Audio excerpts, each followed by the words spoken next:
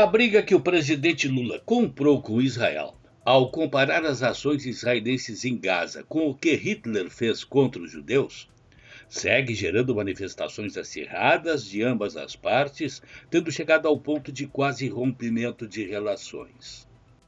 No entanto, na medida em que se constata a convicção do presidente com o que ele disse, sequer cogitando de um pedido de desculpas, mesmo com a repercussão negativa para o Brasil em boa parte do mundo, chega-se à conclusão de que há uma estratégia por trás disso. Digo repercussão negativa em boa parte, sim, porque em outra parte Lula recebeu apoio.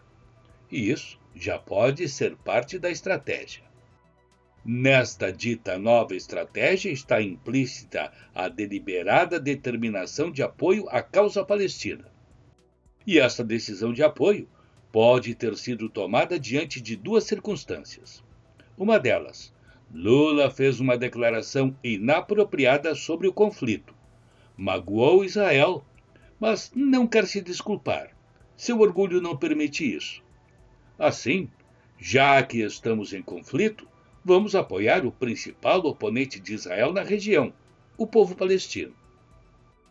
A outra possibilidade, e esta me parece a mais viável, Lula provocou Israel deliberadamente para assumir a defesa de um assunto que hoje é consenso internacional, ou seja, de que é preciso dar aos palestinos o seu Estado Nacional.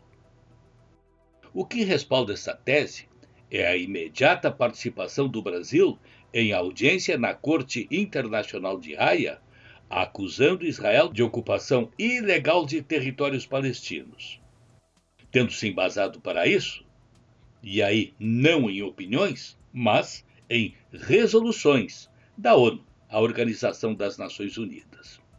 A representante brasileira perante a Corte de Haia, Maria Clara de Paulo Tusco, disse: "O Brasil espera que o tribunal reafirme que a ocupação israelense dos territórios palestinos é ilegal e viola obrigações internacionais por meio de uma série de ações e omissões de Israel." Acrescentou que a ocupação de Israel dos territórios palestinos desrespeita as leis internacionais e o direito à autodeterminação do povo palestino. Ela mencionou a Resolução 242 do Conselho de Segurança da ONU, de 1967, que enfatizou a inadmissibilidade da aquisição de território pela força e que orientou Israel a se retirar dos territórios que ocupou na Guerra dos 6 Dias naquele mesmo ano.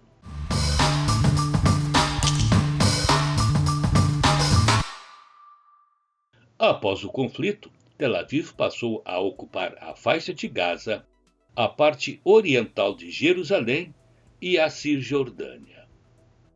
A ocupação persiste até hoje e foi agravada pela construção de um muro de colonatos ilegais e pela anexação de Jerusalém Oriental, afirmou Maria Clara Tusco na Corte de Haia.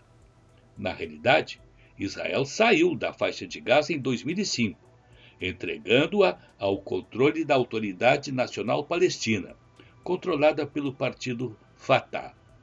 Mas a autoridade, no entanto, acabou sendo expulsa do território pelo Hamas, que estabeleceu ali o seu domínio absoluto. As maiores violações à resolução da ONU por parte de Israel se dão na Cisjordânia, onde o governo israelense vem constantemente implantando novas colônias judaicas. Trata-se de uma tática deliberada de ocupação territorial.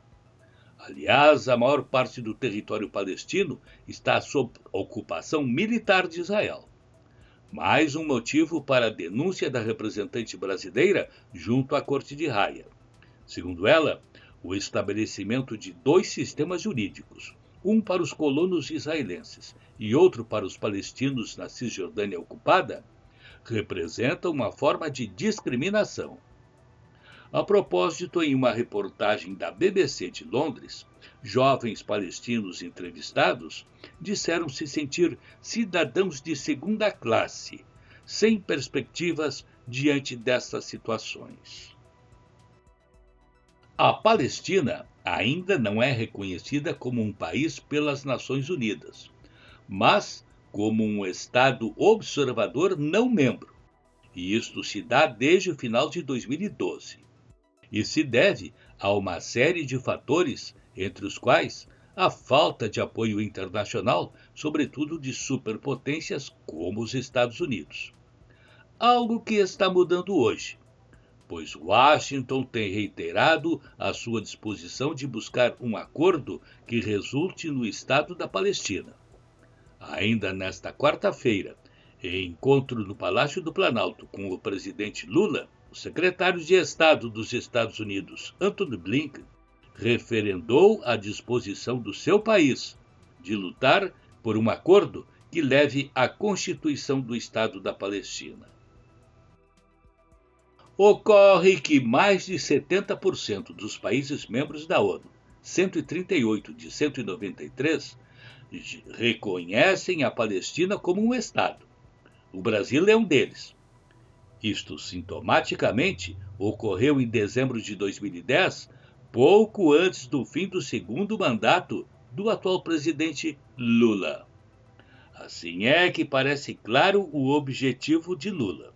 Assim como o brasileiro Oswaldo Aranha passou para a história como um líder que ajudou a criar o Estado de Israel, Lula parece buscar o seu reconhecimento como brasileiro que ajudou a criar o Estado da Palestina. Com o panorama internacional, Jurandir Soares.